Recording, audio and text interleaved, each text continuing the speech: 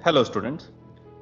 तो जैसा कि तुम्हें पता होगा कि रैंक इम्प्रूवमेंट सीरीज में मैं उन टॉपिक्स को कवर करता हूं जो कि जेई मेन से एडवांस में उस पर्टिकुलर टॉपिक या कॉन्सेप्ट पे कई सारे क्वेश्चंस आ चुके हों और बच्चों को बहुत ज़्यादा टफ लगता हो। मैं उन्हीं कॉन्सेप्ट्स को डिस्कस करता हूं रैंक इम्प्रूवमेंट सीरीज में। तो आज का जो टॉपिक है हमारा वो है continuity and differentiability of composite functions. तो इस पर्टिकुलर लेक्चर में हम जो डिस्कस करेंगे वो अभी हम कॉन्टिन्यूटी करेंगे, डिफरेंशियबिलिटी हम आगे के लेक्चर्स में डिस्कस करेंगे। और स्पेशली हम दोनों कॉन्टिन्यूटी और डिफरेंशियबिलिटी में जो पीस वाइज डिफाइंड फंक्शंस के केस में जो पूछे गए हैं क्वेश्चंस, वो सबसे ज़्यादा बच्चों को टफ लगते हैं। तो स्पेशल फोकस जो होगा वो इन पे ही होगा। और एक और चीज़ ऑब्वियस है कि अगर हमें डिफरेंशियबिलिटी डिस्कस करनी है किसी भी पॉइंट या किसी भी इंटरवल में, तो पहले हमें कॉन्टिन्यूटी चेक करना ही पड़ता है। तो हम सबसे पहले कॉन्टिन्यूटी को ही कवर करेंगे। तो इस वीडियो में मैं टोटल 14 क्वेश्चंस कवर करने वाला हूँ कॉन्टिन्यूटी को रिलेट करते हुए। इसमें से 6 ये क्वेश्चंस दिख रहे हैं। राइट वाले तीनों एडवांस में आए हुए हैं, मतलब जेई IIT जेई में आए हुए हैं। लेफ्ट वाले जो 2 दिख रहे हैं तुम्हें जेई मेंस के, एक जनरल क्वेश्चन है। 7-8 क्वेश्चंस और हैं, तो वो सब हम डिस्कस करेंगे विथ डिटेल कॉन्सेप्ट्स की कैसे कौन सा कॉन्सेप्ट कहाँ पे लगा सकते हैं। और फिर भी ये रिलेटिवली इजी क्वेश्चन है। कॉन्टिन्यूटी के क्वेश्चन थोड़े इजी पड़ते हैं, डिफरेंशियबिलिटी वाले ज़्यादातर टफ होते हैं बच्चों के लिए, पर ऑब्वियसली डिफरेंशियबिलिटी के लिए कॉन्टिन्यूटी आना ज़रूरी है। तो चलो फिर शुरू करते हैं। तो अगर हमें कॉन्टिन्यूटी डिस्कस करना है तो लिमिट्स तो यूज करना ही पड़ेंगे, लिमिट्स भी आपको निकालनी ही पड़ेगी। तो सबसे पहले तो पीस वाइज डिफाइंड फंक्शंस में लिमिट्स कैसे निकालते हैं कॉम्पोजिशन के केस में, वो हम देख लेते हैं। आई होप ज़्यादातर लोगों को आता होगा, लेकिन जिनको नहीं आता होगा वो फिर आगे क्वेश्चंस कर ही नहीं पाएंगे। तो मैं ये पार्ट एक बार एक्सप्लेन कर दूं। तो जैसे कि ये क्वेश्चन हमारे सामने गिवन है फर्स्ट वाला, इसमें एफ ऑफ एक्स भी एक पीस वाइज डिफाइंड फंक्शन है, जी ऑफ एक्स भी एक पीस वाइज डिफाइंड फंक्शन है, और h x equals to mod x वो भी आपको पता है कि एक पीस वाइज डिफाइंड फंक्शन ही होता है। तो यहाँ 3 पीस वाइज डिफाइंड फंक्शंस हैं और उनका कॉम्पोजिशन और उसमें लिमिट पूछी गई है x अप्रोचेस टू 0। तो चलो देखते हैं कैसे करेंगे। तो इस क्वेश्चन को करने के मैं तुम्हें 2 मेथड बताऊंगा, ठीक है। पर उससे पहले मैं तुम्हें आंसर बता दूं, हो सकता है कुछ लोगों को आता होगा, तो फिर वो नेक्स्ट क्वेश्चन देखें, ठीक है। तो इसको करने के मैं कह रहा हूँ कि 2 मेथड। पहला मेथड जो कि 100% सही मेथड होगा, कभी भी ऐसे करोगे आप कोई गलत नहीं होगा। दूसरा थोड़ा सा फास्ट मेथड, वो उन्हीं वही कर पाएंगे जिनको चीज़ें समझ में आ रही हैं। तो आप खुद से वहाँ पे समझ पाओगे कि अच्छा अच्छा इसको ऐसे भी किया जा सकता है, ठीक है। चलो फर्स्ट मेथड की तरफ बढ़ें। तो ये कह रहा है लिमिट एक्स अप्रोचेस टू 0, 0 पर लिमिट चाहिए। तो हम क्या करेंगे, और ये 3 different piece wise defined functions हैं।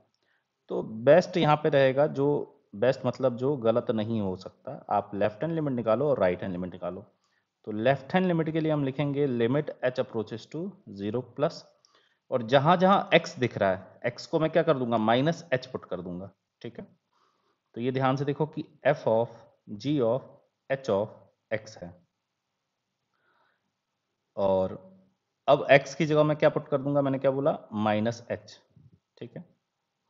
तो अब इस एच ऑफ जो फंक्शन है, वो थोड़ा कंफ्यूज नहीं होना है, एच ऑफ जो फंक्शन है उसके अंदर हम माइनस एच पुट कर रहे हैं, तो वो आउटपुट क्या देगा, तो माइनस एच एक नेगेटिव क्वांटिटी है, मॉडुलस क्या कर देगा, उसको पॉजिटिव बना देगा माइनस से मल्टीप्लाई करके। तो ऐसा बन जाएगा ये limit h approaches to 0 plus f of g of, और उसके अंदर जो अब आएगा h of minus h is plus h. अब इस जी में हम इनपुट करने वाले हैं क्या, एच, जो कि एक पॉजिटिव क्वांटिटी है। तो जी पूछता है कि आप पॉजिटिव चीज इनपुट करो या नेगेटिव, तो पॉजिटिव करोगे तो आंसर क्या देगा वो 1 प्लस एच। तो फिर ये बन जाएगा कितना, limit h approaches to 0 plus f of g of h को हम क्या लिख देंगे अब 1 प्लस एच। ये ऊपर वाले के हिसाब से आएगा, क्यों, क्योंकि जो जी में जो चीज इनपुट कर रहे हैं वो पॉजिटिव है, इसलिए वो ऊपर वाली डेफिनेशन से आउटपुट देगा, ठीक है। फिर हम पहुंचे किसके पास, आखिरी में एफ के पास। तो एफ भी पूछेगा कि आप कैसी चीज लेकर के आ रहे हो। हम बोलेंगे कि हम 1 से बड़ी क्वांटिटी लेकर के आ रहे हैं, 1 प्लस एच एक 1 से बड़ी क्वांटिटी है, तो बोलेगा कि यहाँ पुट कर दो, एक्स की जगह पे यहाँ पे चीजें पुट कर दो। तो हम ले जाके पुट कर देंगे। तो क्या आएगा देखो, 12 टाइम्स 1 प्लस एच माइनस 1/3, और इसको आप अगर सिंप्लीफाई करोगे you will get how much, 35/3 plus 12h। और अब तो तुम्हें दिख ही रहा होगा h को अगर 0 प्लस लिमिट अगर हम लगा भी रहे हैं तो this is going to be how much, 35/3। तो इस तरह से हमें लेफ्ट हैंड लिमिट कितनी आ गई, 35/3। ठीक, अब चलो राइट हैंड लिमिट की बात करते हैं।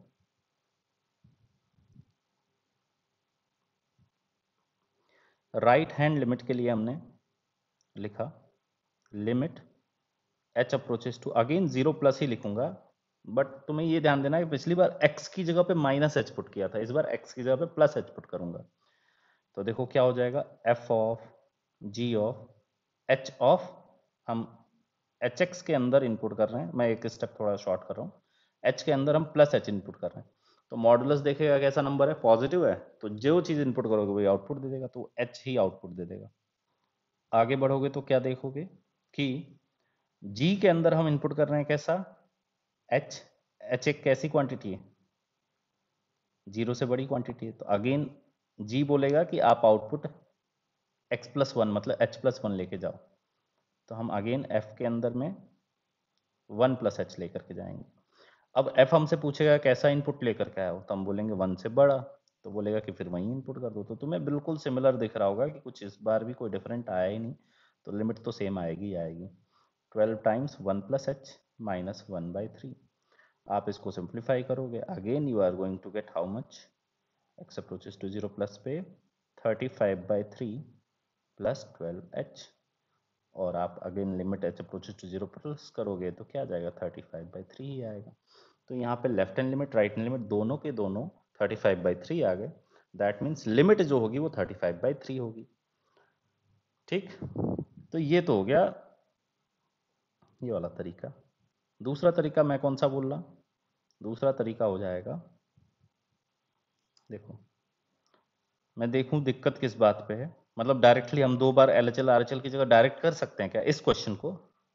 तो मैंने देखा कि x अप्रोचेस टू 0 बोला है, तो h में हम पुट करने वाले हैं 0 की तरफ अप्रोच करने वाली क्वांटिटी। ठीक है, मान लो h ले लिया मैंने, और h जो होगा 0 प्लस या 0 माइनस दोनों हो सकता है। तो hx में हमने इनपुट करा क्या, 0 के पास की कोई भी क्वांटिटी। ठीक है, तो वो आउटपुट क्या देगा, मॉड ऑफ h देगा। अब मॉड ऑफ h कैसा एक्सप्रेशन है, वो भी 0 की तरफ ही जा रहा है, लेकिन ध्यान ये देना है कि 0 से बड़ा होगा या छोटा होगा, तो आंसर है 0 से बड़ा होगा, तो इसमें पुट हो जाएगा। तो ये आउटपुट कितना देगा, 1 प्लस मॉड h। अब ये क्वांटिटी कैसी है, 1 से बड़ा है या 1 से छोटा है, तो आंसर 1 से बड़ा है, तो ये अब fx के पास लेके जाएंगे, तो यहाँ पे इनपुट हो जाएगा। तो कितना आ जाएगा, 12 times 1 plus mod h minus 1/3। तो ये बन गया 12 plus 12 times mod h minus 1/3। और अब लगा दो लिमिट किसकी, h अप्रोचेस टू 0। अब 0 प्लस 0 माइनस नहीं लिख रहा मैं, 0 ही लगा रहा हूँ, दोनों लिमिट एक साथ निकल जाएगी। क्यों, क्योंकि डायरेक्टली इजीली आ जा रहा है यहाँ पे। तो कितना आ रहा है अपने को, फिर से वही 35/3 प्लस 12h, और लिमिट लगाओगे 35/3 ही आएगी। तो सेकंड क्वेश्चन अगर ऑब्जर्व करोगे तो ये भी बिल्कुल सिमिलर पैटर्न का ही है, यहाँ भी दो पीस वाइज डिफाइंड फंक्शंस हैं। तो एक काम करो कि वीडियो पॉज करके एक बार ट्राई कर लो, देखो क्या आ रहा आंसर तुम्हारा।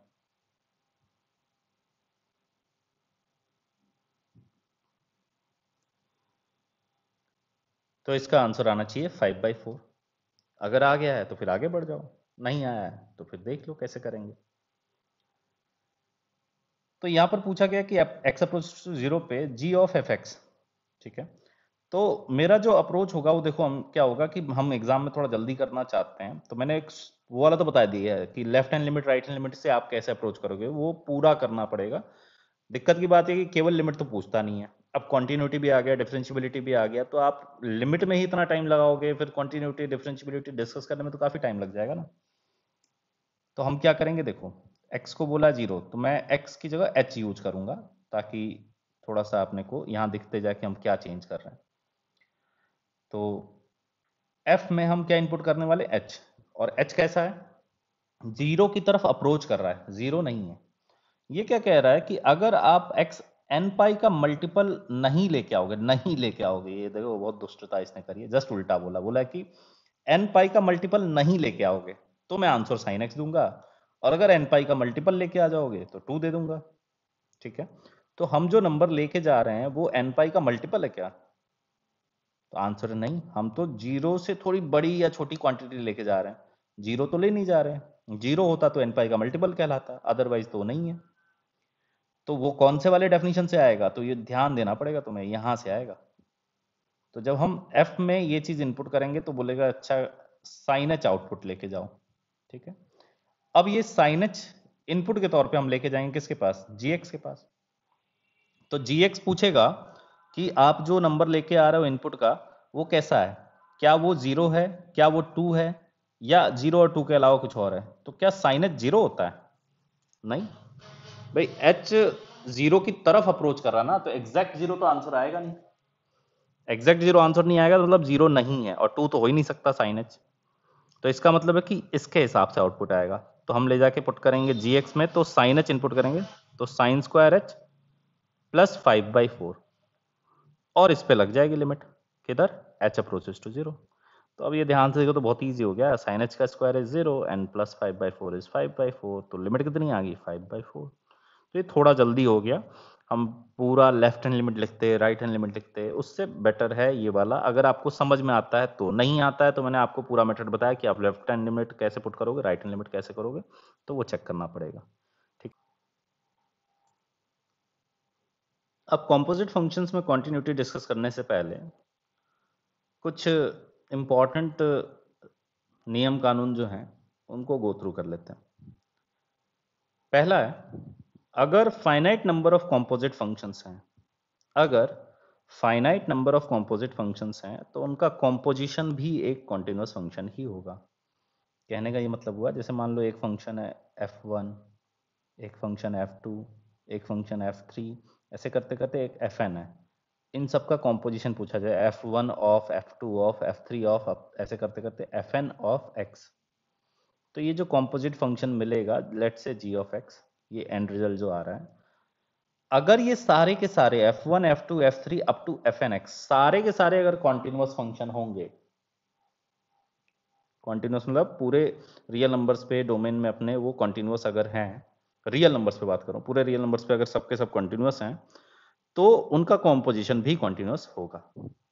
ओके, तो इसमें तो कोई टाइम वेस्ट करने की कोई जरूरत ही नहीं है। अगर कोई 3-4 फंक्शंस कॉन्टिन्यूअस मिल गए और उनके कॉम्पोजिशन की बात हो रही है तो हम बिना कोई टाइम वेस्ट करे सीधे टिक करके आगे बढ़ जाएंगे कि हाँ भाई कॉम्पोजिट तो होगा।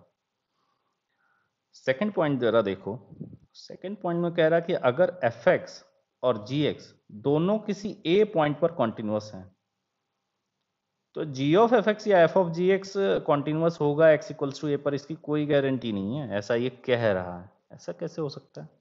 अभी तो हमने ऊपर देखा कि दो फंक्शंस अगर कॉन्टिन्यूअस हैं तो उनका कॉम्पोजिशन भी कॉन्टिन्यूअस होगा। ऐसा हो सकता है क्या? फिर ऊपर वाला गलत नहीं हो जाएगा? तो देखते हैं, एग्जाम्पल से देखते हैं। इस एग्जाम्पल में देखो, एफ एक्स एक फंक्शन है x-1, जी एक्स एक फंक्शन है सिग्नम ऑफ x। अगर हम x इक्वल्स टू 1 पे चर्चा करना चाह रहे हैं, जैसे x इक्वल्स टू 1 पे, तो दोनों के दोनों कॉन्टिन्यूअस हैं। ये तो भाई पॉलिनोमियल फंक्शन है तो कॉन्टिन्यूअस होता ही होता है। और जी एक्स जो है ये डिसकॉन्टिन्यूअस होता है लेकिन 0 पे होता है, बाकी जगहों पे तो ये कॉन्टिन्यूअस है। तो 1 पे तो दोनों के दोनों कॉन्टिन्यूअस ये अपने को दिख रहा है, लेकिन हम कॉम्पोजिशन जानना चाहते हैं, जैसे जी ऑफ एफ एक्स। तो ध्यान से देखो, जी ऑफ एफ एक्स जो हो जाएगा वो सिग्नम ऑफ x-1 होगा। ठीक है, अब हम जानना चाहते हैं कि क्या सिग्नम ऑफ x-1 भी कॉन्टिन्यूअस होता है? कहाँ पे? 1 पे। तो देख लेते हैं, 1 माइनस पुट करा हमने, तो 1 माइनस पुट करोगे तो ये क्वांटिटी सिग्नम के अंदर वाली क्वांटिटी कैसी हो जाएगी? नेगेटिव। तो सिग्नम आंसर क्या देगा? -1। तो ये लेफ्ट हैंड लिमिट हो गई। अगर 1 पुट करोगे तो 0 आ जाएगा, वहीं तुम्हें दिख जाना चाहिए कि ये तो डिसकंटिन्यूअस हो गया। ये बात समझ में आई? सेकंड वाला पॉइंट तो सही है, तो फिर फर्स्ट वाला गलत है इसका मतलब? तो आंसर नहीं, फर्स्ट वाला भी सही है, सेकंड वाला भी सही है, बस हम समझ नहीं पा रहे, ढंग से देख नहीं पा रहे कि क्या कह रहे हैं दोनों। फर्स्ट वाला कह रहा है कि जितने भी फंक्शंस का कॉम्पोजिशन किया गया वो हमेशा कॉन्टिन्यूअस अगर हैं तो कोई दिक्कत की बात नहीं होगी, हमारा कॉम्पोजिशन भी एक कॉन्टिन्यूअस फंक्शन होगा। सेकंड वाला कह रहा है कि अगर दो फंक्शंस हैं और किसी पॉइंट पे दोनों कॉन्टिन्यूअस हैं तो कोई गारंटी नहीं है। ये किसी पॉइंट पे बोला है कि वो कॉन्टिन्यूअस हैं, तो यहां दिक्कत आ क्यों रही है? क्योंकि ये ध्यान से देखो, जो जी था वो हमेशा कॉन्टिन्यूअस फंक्शन नहीं था, ये हमेशा कॉन्टिन्यूअस नहीं था, और ये डिसकॉन्टिन्यूअस एक पॉइंट पे होता है। कहां पे? जीरो पे। तो हमने जो हमारा सेटअप था उसमें ऐसा हुआ कि उसको बेचारे को इनपुट ही वही मिल रहा है जहां पे वो डिसकॉन्टिन्यूअस था। इसकी किस्मत जहां खराब थी वही चीज इनपुट ही हो रहा है, तो ओवरऑल फंक्शन तो डिसकंटिन्यूअस हो ही जाएगा ना यहाँ पे। ठीक है, लेकिन अगर ऐसा रहा होता, अगर ऐसा रहा होता कि ये भी कॉन्टिन्यूअस है और ये भी कॉन्टिन्यूअस है, तो तुम कहीं पर भी चेक कर लो, इससे जो आउटपुट आएगा वो ले जाके इसमें इनपुट करोगे तो दिक्कत किस बात की आएगी? आएगी ही नहीं। यहां तो ये दिक्कत थी ना कि ये वाला डिसकंटिन्यूअस एक पॉइंट पे होता है और हमने जो इनपुट करा उससे वही जो आउटपुट आ रहा है, जो इसके लिए अब इनपुट का काम करेगा, इसी पॉइंट पे उसको दिक्कत थी और हमने वही चीज उसको पकड़ा दी, तो आ गई दिक्कत। आ गई बात समझ में? फिर से सुन लो, ध्यान से सुन लो, समझ में आ जाएगा कि अगर दो या तीन या चार या पांच कॉन्टिन्यूअस फंक्शंस हैं जो हमेशा कॉन्टिन्यूअस हैं, तो फिर उनका कॉम्पोजिशन कॉन्टिन्यूअस होगा, उसमें कोई सोचने की बात ही नहीं है। बट अगर मान लो दो या तीन फंक्शंस ऐसे हैं जो जिसमें से कोई किसी पर्टिकुलर पॉइंट पे डिसकंटिन्यूअस होता है, ठीक है, लेकिन मान लो उसमें से एक फंक्शन, जैसे मान लो जी जो है x equals to b point पे डिसकंटिन्यूअस होता है, तो हमें लगेगा कि जी इसका मतलब x इक्वल्स टू ए पे तो कॉन्टिन्यूअस है, और ये तो मान लो हर जगह कॉन्टिन्यूअस है। तो फिर हम बोल रहे हैं कि अरे ए पे तो दोनों कॉन्टिन्यूअस है ना, तो ऊपर वाले के हिसाब से हमारा फंक्शन कॉन्टिन्यूअस आएगा। आंसर है नहीं, ऐसा काम नहीं करता ना। जो कॉम्पोजिशन है वो ऐसा काम थोड़े ना करता है कि जो चीज तुमने इनपुट करी दोनों को सेम इनपुट मिलता है। वो कॉम्पोजिशन की फंक्शनिंग है, एक बार याद कर लो। जी ऑफ एफ एक्स में मान लो तुमने ए पुट करा, तो एक्स जो है वो ए पुट करेंगे तो एफ को ए मिलेगा, इसको a x equals to a input हो रहा है। पर क्या जी को भी एक्स की जगह पे जो चीज इनपुट हुआ है वो जी को इनपुट ए मिलेगा? यहाँ पे जी के अंदर फाइनली ए आएगा? आंसर नहीं। मोस्ट ऑफ द टाइम तो ऐसा होगा कि एफ ऑफ ए कोई नंबर आ रहा होगा, अब जी में वो नंबर आ जाएगा एफ ऑफ ए। तो एफ ऑफ ए तो कुछ और नंबर हो सकता है ना, हो सकता है गलती से वही बी हो, और बी पे ही जी क्या हो रहा था? डिसकंटिन्यूअस। ओके, बात आ गई होगी अब मेरे हिसाब से समझ में सबको। फिर भी अगर कोई दिक्कत होगी कमेंट कर देना। नेक्स्ट पॉइंट देखें, तो नेक्स्ट पॉइंट में हम कह रहे हैं कि एफ एक्स और जी एक्स अगर दोनों डिसकंटिन्यूअस एक्स इक्वल्स टू ए पे, या उनमें से एक कॉन्टिन्यूअस है और दूसरा डिसकंटिन्यूअस है एक्स इक्वल्स टू ए पे, तो फिर क्या कह सकते हैं? जरा तुम खुद सोचो, तुम क्या आंसर दोगे? एफ एक्स और जी एक्स दोनों डिसकंटिन्यूअस हो जाए किसी पॉइंट पे, या उनमें से एक कॉन्टिन्यूअस एक डिसकंटिन्यूअस हो जाए, तो हम कॉम्पोजिशन जो एफ ऑफ जी है या जी ऑफ एफ, उसके बारे में क्या कमेंट कर सकते हैं? डायरेक्टली कुछ कह सकते हैं? तो आंसर है नहीं। Nothing can be said about f of g x और g of f x at x equals to a directly. Directly कुछ नहीं कह पाओगे, फिर हमें पूरा प्रोसेस फॉलो करना पड़ेगा, left hand limit, right hand limit, और वो सारी चीजें सोचनी पड़ेंगी, लिमिट और फंक्शन की वैल्यू वहां पे। ओके, क्यों नहीं कह सकते ऐसा डायरेक्टली? हमें तो लग रहा है कि भाई डिसकंटिन्यूअस आना चाहिए, ये तो एक पॉइंट पे डिसकंटिन्यूअस है या दोनों डिसकंटिन्यूअस हैं। ठीक है, तो एक एग्जांपल देखते हैं। देखो, एक फंक्शन एफ एक्स है, ग्रेटेस्ट इंटीजर ऑफ एक्स, और एक जी एक्स है जो कि एक पीस वाइज डिफाइंड फंक्शन है। जब एक्स इंटीजर पुट करोगे तो जीरो आएगा, और नॉन इंटीग्रल वैल्यू पुट करोगे तो एक्स स्क्वायर आएगा। तो यहां पर हम क्या देख रहे हैं? जी ऑफ एफ एक्स मान लो, जी ऑफ एफ एक्स पे चर्चा करना चाहते हैं। ठीक है, तो जी ऑफ एफ एक्स कितना हो जाएगा? तो एफ कितना है? ग्रेटेस्ट इंटीजर ऑफ एक्स, तो जी के अंदर greatest integer of x input हो रहा है। ठीक है, अब ये बताओ कि ये फंक्शन कहां पे डिसकंटिन्यूअस है? तो सारे इंटीजर्स पे डिसकंटिन्यूअस है। ये वाला फंक्शन कहां पे डिसकंटिन्यूअस है? तो ये भी सारे इंटीजर्स पे डिसकंटिन्यूअस है, एक्सेप्ट किस पॉइंट पे? जीरो पे। जीरो पे फंक्शन कॉन्टिन्यूअस है। कैसे जीरो पे कैसे कॉन्टिन्यूअस है? तो भाई जीरो पुट करोगे तो देखो क्या आएगा, जीरो पुट करने पे तो जीरो आएगा डायरेक्टली, और जीरो के अगल बगल की वैल्यू होगी तो स्क्वायर हो जाएगा, तब भी वो उसकी लिमिट तो जीरो ही आएगी। ठीक है, जीरो के अलावा फिर और किसी पॉइंट पे ये कॉन्टिन्यूस हो सकता है क्या, किसी इंटीग्रल पॉइंट पे? तो आंसर है नो, किसी भी और इंटीग्रल पॉइंट पे ये कॉन्टिन्यूस नहीं हो पाएगा, आप चेक कर लो।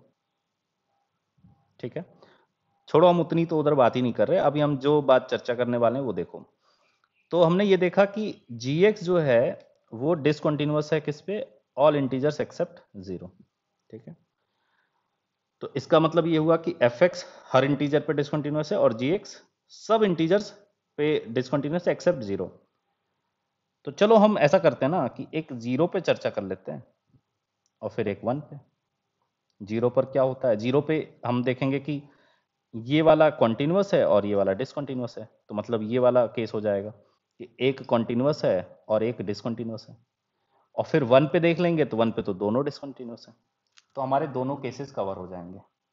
तो क्या करेंगे, तो g ऑफ एफ एक्स तो g of greatest integer of x आ रहा है, तो ये देखो g के अंदर अगर आप greatest integer of x input करोगे, अब मुझे ये बता दो कि x के अंदर अगर कुछ भी इनपुट कर रहे हैं तो आउटपुट कैसा आएगा, हमेशा इंटीजर आएगा। तो अगर आप इंटीजर g के अंदर इनपुट करोगे तो आंसर हमेशा 0 देगा ना, ये फंक्शन ऐसे हमेशा 0 हो जाएगा। क्या ये बात समझ में आई? तो ये तो हमारा फंक्शन ही हमेशा 0 है, g ऑफ एफ एक्स हमेशा 0 बन रहा है for all x belongs to real numbers. ये तो कहीं पर भी तुम चेक कर लो, ये हमेशा ही क्या आ रहा है, 0 बन रहा है। तो 0 अगर पूरे इंटरवल में, तो मतलब पूरे नंबर लाइन पर, तो ऑब्वियसली ये क्या होगा, कॉन्टिन्यूस होगा एवरीवेयर। तो हमने देखा हमारा कॉम्पोजिशन तो कॉन्टिन्यूस है एवरीवेयर, चाहे तुम 0 पे बात करो, चाहे 1 पे बात करो, चाहे कहीं बात कर लो। तो इसका मतलब ये हुआ 0 पे एक फंक्शन कॉन्टिन्यूस था, एक डिसकंटिन्यूस फिर भी कॉन्टिन्यूस आ रहा है इस केस में। 1 पे या बाकी के इंटीजर्स पे बात करें तो दोनों के दोनों डिसकंटिन्यूस थे, लेकिन फिर भी हमारा क्या आ रहा है, कॉन्टिन्यूस आ रहा है। इसका मतलब है कि अगर हम, हमारे मन में अगर ऐसा होगा कि यार एक उनमें से डिसकंटिन्यूस है या दोनों डिसकंटिन्यूस, तो फंक्शन ओवरऑल जो कॉम्पोजिशन आना चाहिए वो डिसकंटिन्यूस होना चाहिए, ऐसा नहीं है। ये बात दिमाग से हटा लेनी है। मतलब डायरेक्टली नहीं कह पाएंगे, वो सब कुछ क्वेश्चन पे डिपेंडेंट होगा, उस क्वेश्चन में कौन कौन से फंक्शंस इन्वॉल्व हैं, तो हमें वो देख करके बताना पड़ेगा। तो इन जनरल हम नहीं कुछ भी कह सकते। तो ये 3 पॉइंट्स में कब क्या कह सकते हैं, एक बार फिर से गो थ्रू कर लें, देखो जल्दी से। फर्स्ट पॉइंट ये था कि अगर कुछ नंबर ऑफ कॉन्टिन्यूअस फंक्शंस हैं तो उनका कॉम्पोजिशन कॉन्टिन्यूअस होगा, उसमें कोई परेशान होने की जरूरत ही नहीं है। दूसरा, अगर दो फंक्शंस हैं, दोनों के दोनों किसी पॉइंट पे कॉन्टिन्यूअस हैं, ठीक है, लेकिन उन दोनों फंक्शंस में कोई कहीं पे डिसकंटिन्यूअस हो सकता है, कहीं और पॉइंट पे, इन जनरल कुछ नहीं बोलोगे, आपको चेक करना पड़ेगा। ठीक है, और अगर दोनों फंक्शंस उसी पॉइंट पे डिसकंटिन्यूअस हो जहां पे हम चर्चा करना चाहते हैं, या उनमें से कोई एक डिसकंटिन्यूअस हो, तब भी हम डायरेक्टली कुछ भी नहीं कह पाएंगे। ओके, तो ना तो डायरेक्टली यहां कुछ कह पाएंगे, ना सेकंड केस में, केवल फर्स्ट केस में ही हम डायरेक्टली कुछ भी कह पाएंगे। तो बाकी हर केस में आपको क्वेश्चन पे जो डेटा गिवन होगा उस हिसाब से प्रोसेस करके ही आंसर बता सकते हैं। तो इस क्वेश्चन को करते हैं, देखें जरा कुछ कॉन्सेप्ट हमने सीखा, उसका कुछ फायदा है। ये जेईई मेन 2013 में आया हुआ है। इसमें पूछा गया है कि एफ एक्स एक फंक्शन है, जी एक्स एक फंक्शन है, तो बताओ एफ ऑफ जी एक्स कितने पॉइंट्स पर डिसकंटिन्यूअस होगा। ठीक है, तो ध्यान से देखोगे तो एफ एक्स भी एक पीस वाइज डिफाइंड फंक्शन ही है, जी एक्स भी एक पीस वाइज डिफाइंड फंक्शन भी है। क्योंकि मॉड आ गया तो अलग अलग तोड़ा जाता है, तुमको याद होगा, एक बार प्लस से ओपन होता है, एक बार माइनस से। लेकिन मैं कह रहा हूँ ये क्वेश्चन, मतलब आपको एग्जाम में पढ़ा कॉन्सेप्ट अगर आपको क्लियर है तो बस टिक करके आगे बढ़ना है। शायद कुछ लोगों ने आंसर समझ भी लिया होगा, तो बहुत सही है, ज़्यादातर लोगों ने सोच भी लिया होगा। तो ये रहा एम्प्टी सेट। कैसे, ये ध्यान से देखें, ये फंक्शन कैसा है, कॉन्टिन्यूअस, एवरीवेयर कॉन्टिन्यूअस है, और ये कॉन्टिन्यूअस एवरीवेयर है। तो जब दोनों ही एवरीवेयर कॉन्टिन्यूअस फंक्शन है तो कॉम्पोजिशन कहीं पर भी डिसकंटिन्यूअस हो सकता है क्या? नो। देखा, अगर आपको चीजें याद हो तो जेई मेन में एक क्वेश्चन बस ऐसे टिक करके आगे बढ़ जाना बहुत बड़ी बात होती है मैथमेटिक्स में। केमिस्ट्री में तो होते हैं ऐसे बहुत सारे क्वेश्चन, फिजिक्स में भी कम ही होते हैं, लेकिन मैथ्स में तो नहीं मिलता जनरली। और अगर ये मिल रहा है तो कहीं ना कहीं उस लेवल का कॉन्सेप्ट आपका क्लियर होगा, तभी हो पाएगा ये। ठीक है, ये तो बहुत सिंपल क्वेश्चन हो गया। अब अगर और चीजें देखें क्वेश्चंस करने से पहले मैं तुमसे एक दो छोटी मोटी चीजें पूछ रहा हूं, वो जरा तुम सोचो। मान लो इन जनरल एग्जाम में कोई क्वेश्चन आया जिसमें एक एफ एक्स है एक जी एक्स है, ठीक है, जिसमें दोनों अगर कॉन्टिन्यूस होंगे हर जगह तब तो इस लेवल का क्वेश्चन हो गया, तो टाइम वेस्ट ही नहीं करेंगे, टिक करके आगे बढ़ जाएंगे, इतना इजी हर बार नहीं आना है। तो मान लो उनमें से कोई एक भी डिसकंटिन्यूअस है किसी एक पॉइंट पे, कोई दूसरा कहीं और डिसकंटिन्यूअस है, तो डायरेक्टली तो नहीं कह पाएंगे ना कुछ भी। अभी मैंने यही तो बताया था कि जब दोनों कॉन्टिन्यूअस होंगे हर जगह तब आप डायरेक्टली कह सकते हो, अदरवाइज डायरेक्टली किसी भी केस में नहीं कह सकते, फिर आपको देखना पड़ेगा। ठीक, तो यार डायरेक्टली नहीं कह सकते तो फिर कैसे डिसाइड करेंगे, कैसे पता चलेगा? क्वेश्चन तो मान लो इस तरीके से आ सकता है, एक तो आ सकता है इस पॉइंट पे पूछे कि भाई हमको इस कॉम्पोजिशन के बारे में बताना है कि इस पॉइंट पे डिसकंटिन्यूअस है कि नहीं है, तो वो तो ईजी है, वो तो आप सोच लोगे, left hand limit right hand limit और वो। बट आपको ये भी पता होगा क्वेश्चंस में तो इंटरवल वाला भी आता है, बोलता है इस इंटरवल में कितने पॉइंट्स होंगे जहां डिसकंटिन्यूअस हो, ये तो बहुत बड़ी दिक्कत वाली बात हो। आखिर कहाँ कहाँ चेक करें, किन किन पॉइंट्स पे चेक करना चाहिए, ये बहुत दुविधा वाली बात हो गई कि अगर दो फंक्शंस हैं जो कहीं पर डिसकंटिन्यूअस हो सकते हैं और किसी इंटरवल में पूछा जा रहा है कि कितने पॉइंट्स ऑफ डिसकंटिन्यूटीज होंगे, तो पहले तो हमें यही सोचना पड़ेगा ना कि कहाँ कहाँ चेक करना चाहिए। ठीक है, चलो इजी कर देता हूं तुम्हारे लिए मैं। देखो, सबसे पहले हम डिस्कस करना चाहते हैं पॉसिबल पॉइंट्स ऑफ डिसकंटिन्यूटीज। ठीक है, पहला पॉइंट देखो, अगर मान लो हम जी ऑफ एफ एक्स के टर्म्स में बात कर रहे हैं, इसी तरीके से एफ ऑफ जी एक्स भी तुम सोच सकते हो। ठीक है, तो अगर हमें जानना है कि कौन कौन से पॉइंट्स पे डिसकंटिन्यूटीज हो सकती हैं, कहां हमें चेक करना चाहिए, तो उसमें सबसे जो इजी है कि अगर हम एफ एक्स कोई फंक्शन है और एक जी एक्स कोई फंक्शन है और जी ऑफ एफ एक्स बात अगर हो रही है, तो भाई एक्स कहाँ इनपुट होगा सबसे पहले? जी ऑफ एफ एक्स में एक्स सबसे पहले यहां इनपुट होगा। मान लो जो चीज तुम इनपुट करने जा रहे हो एफ एक्स ने मना कर दिया, भाई ये हमारे डोमेन में नहीं है, लेंगे ही नहीं, तो अगर वो चीज यहां इनपुट ही नहीं कर सकते तो मुझे ये बता दो कि फिर वहां पे फंक्शन डिफाइंड होगा? आंसर है नो। फंक्शन अगर वहां पे डिफाइंड ही नहीं होगा, एफ एक्स डिफाइंड नहीं मतलब जी ऑफ एफ एक्स भी डिफाइंड नहीं है, तो जब फंक्शन ही डिफाइंड नहीं है तो वहां तो डिसकंटिन्यूटी होना ही होना है। ओके, तो जहां पे एफ एक्स नॉट डिफाइंड हो जाए वो तो है ही। फिर अब मैं बोलूं कि जी एक्स जहां पे नॉट डिफाइंड हो जाए वो वाले भी होंगे क्या? आंसर है नहीं भाई, जी एक्स क्यों सोचोगे? जी ऑफ एफ एक्स में हमें ये सोचना होता है कि एफ एक्स क्या बन जाए कि जी अपना डिसकंटिन्यूअस हो जाए। तो अगर g किसी ऐसे पॉइंट पर, g ऐसे किसी पॉइंट पे नॉट डिफाइंड बन जाता है, मतलब मान लो 5 पे, तो हमें वो x ढूंढने हैं जहां पे एफ एक्स 5 बन जाए। समझ गए? मान लो कोई अल्फा पॉइंट है कि f में अल्फा पुट करा तो आउटपुट 5 आ रहा है, तो वो जब 5 आप g के पास लेके जाओगे तो मना कर देगा वो। तो ये तो दो पॉसिबल नहीं, मैं तो पहले पॉसिबल बता रहा, ये तो सबसे इजी केस है, इसमें तो गारंटीड है उन पॉइंट्स पे तो डिसकंटिन्यूटी आनी ही आनी है। क्या ये बात समझ में आ रही? जैसे जैसे मान लो कि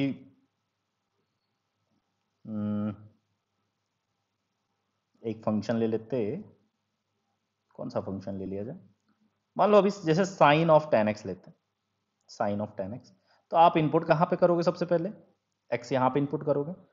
तो जब हम एक्स इनपुट करेंगे तो पहले ये बताओ क्या नहीं इनपुट कर सकते? तो पाई बाई टू का कोई भी ऑड मल्टीपल आप यहाँ पे इनपुट ही नहीं कर सकते, फंक्शन डिफाइंड ही नहीं होगा। तो ये बताओ जब फंक्शन में पाई बाई टू का कोई मल्टीपल इनपुट ही नहीं कर सकता, तो एफ ऑफ मतलब ये जो भी सेटअप है इसमें पाई बाई टू तो इनपुट हो ही नहीं रहा, तो वो तो आएगा ही नहीं, तो वहां पे कॉन्टिन्यूटी का तो कोई चांस ही नहीं है। तो ये अपना हो गया। और अब अपन सोचें कि साइन में ऐसा कौन सा चीज इनपुट करने पे नॉट डिफाइंड हो जाता, तो ऐसा कुछ होता ही नहीं है। तो ये दो चीजों में से हमने ये समझ लिया कि अंदर वाला जो था टेन एक्स, वहां पे पाई बाई टू का ऑड मल्टीपल नहीं पुट कर सकते, तो ये तो सबसे इजी वाला है। यहाँ पे गारंटीड मतलब यहाँ चेक वेक करने की कोई जरूरत नहीं है, हम सीधे गारंटी के साथ कह सकते हैं कि वहां पे तो डिसकंटिन्यूटी होनी ही होनी है। ठीक, अगला, ये गारंटीड वाला मैंने बता दिया, अब तुम्हें बता रहा हूं पॉसिबल कहां कहां हो सकता है। तो हम जी ऑफ एफ एक्स की बात कर रहे हैं, तो देखो एक तो एफ एक्स जहां पे डिसकंटिन्यूअस हो जाए, ठीक है, मतलब हमारा एफ एक्स जहां जहां डिसकंटिन्यूअस हो रहा होगा वो तो कॉमन सेंस है। दूसरा, जी मान लो कि ऐसे पॉइंट्स पे डिसकंटिन्यूअस हो रहा है जहां पे उसके अंदर के इनपुट हो रहा है, मतलब जी एक्स जो है एक्स इक्वल्स टू के पर डिसकंटिन्यूअस है, तो हमें ये सोचना है कि एफ में क्या इनपुट कर दें, एफ में क्या इनपुट कर दें कि वो k बन जाए। तो मान लो कि इसमें m इनपुट करने पे अगर ये k बन रहा है, तो अब हमारे लिए जो यहाँ पे कॉरेस्पॉन्डिंग पॉइंट ऑफ डिसकंटिन्यूटी जो हो सकता है वो x इक्वल्स टू m होगा, ना कि x इक्वल्स टू k। क्योंकि x इक्वल्स टू k में ध्यान से देखो तो यहां पुट करोगे तो एफ ऑफ के को तो मान लो कोई दिक्कत ही नहीं है, और एफ ऑफ के से कुछ और आ रहा हो वहां पे जी को दिक्कत ना हो रही हो, तो के नहीं होगा, कौन सा पॉइंट होगा, एम होगा। ठीक है, इसका क्या मतलब हुआ, इसका ये मतलब हुआ, देखो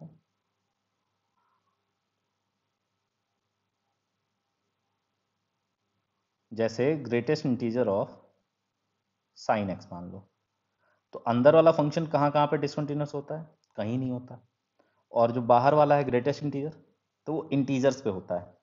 तो ये साइन एक्स में ऐसा क्या पुट कर दें एक्स की जगह पे कि वो इंटीजर बन जाए। तो ध्यान से देखो तो साइन एक्स इंटीजर क्या क्या बन सकता है, 1 बन सकता है, 0 बन सकता है और -1। तो हमें वो एक्स सोचने हैं जब ये जाकर के 1 बने या 0 बने या -1। तो 1 बन जाए तो ऐसे कौन से नंबर्स होते हैं, तो 4n + 1 π/2। -1 बन जाए तो 4n + 3 π/2, और 0 बन जाए तो n पाई। तो हमारे लिए जो अब पॉइंट्स हैं जो जिससे अंदर वाला जो सॉरी बाहर वाला जो है जी जो है वो डिसकंटिन्यूस हो सकता है, तो ये पॉइंट्स हैं 4n + 1 π/2, n पाई और ऐसा। जबकि कोई सोचे कि भाई ग्रेटेस्ट इंटीजर तो इंटीजर्स पे डिसकंटिन्यूस होता है ना, लेकिन यहाँ पे 1 पुट करो, 2 पुट करो, 3 पुट करो, 5 7 ऐसे इन किसी भी पॉइंट पे कोई दिक्कत नहीं आएगी।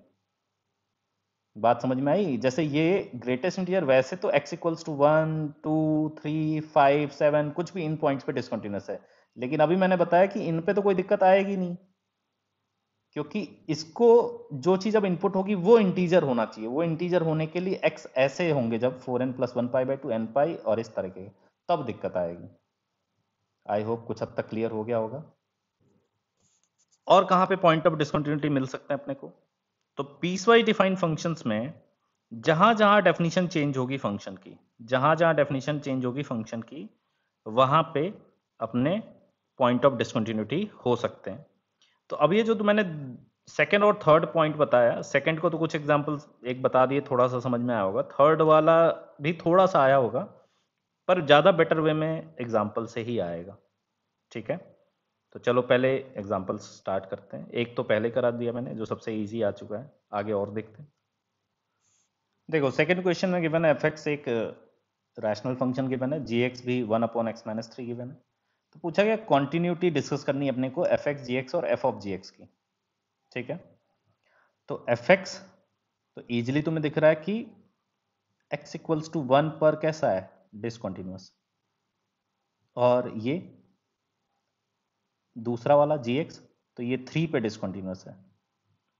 ठीक है, तो एफ एक्स और जी एक्स की डिसकंटिन्यूटी तो बहुत ईजी है चेक करना। आगे देखें f of g x, f of g x में ध्यान से देखें तो बन जाएगा एफ ऑफ जी एक्स कैसा होगा, तो यहां आ जाएगा g of x +3 upon g of x -1, ये बन जाएगा हमारा एफ ऑफ जी एक्स। हमें इसकी डिसकंटिन्यूटी जाननी है कि कहाँ कहाँ हो सकती है। तो सबसे पहले सोचो जब x तुम इनपुट करोगे तो किसके पास जाएगा, gx के पास। तो पहले gx को देख लें, gx में क्या क्या दिक्कत हो सकती है। तो gx को तो मैंने बताया कि केवल एक ही पॉइंट पे दिक्कत है, कहाँ पे, 3 पे, और वो भी छोटी मोटी दिक्कत नहीं है, ऐसी दिक्कत है जो सही नहीं हो पाएगी।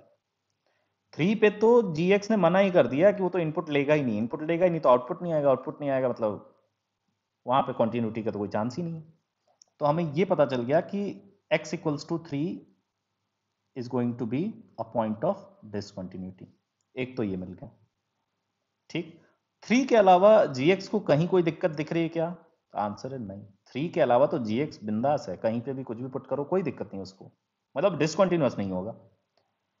चलो ठीक है, हमने कुछ भी इनपुट करा, तो फिर अब किसके पास जा रहे हैं, fx के पास। तो fx का एक्सप्रेशन ऐसा आ रहा है। अब देखते हैं fx को किस बात की दिक्कत है। तो ये बताओ x कुछ भी पुट करो, gx कुछ भी आ सकता है, 3 नहीं पुट कर सकते हैं x को। तो gx कुछ आउटपुट आ रहा होगा, तो gx कुछ भी आ रहा होगा तो उसमें +3 कर लो, उसमें -1 करो। तो ऐसे तो कोई दिक्कत नहीं है, बस एक जगह पे दिक्कत हो सकती है। कब हो सकती है, जब gx 1 बन जाए, डिनोमिनेटर फिर 0 बन जाए। हम ये नहीं चाहते। तो पहले ये देख लेते हैं कि भाई gx 1 कब बन सकता। तो gx कौन था, 1/x-3। ये जरा देखें 1 कब बनेगा, तो x-3 जब 1 होगा, x जब 4 होगा।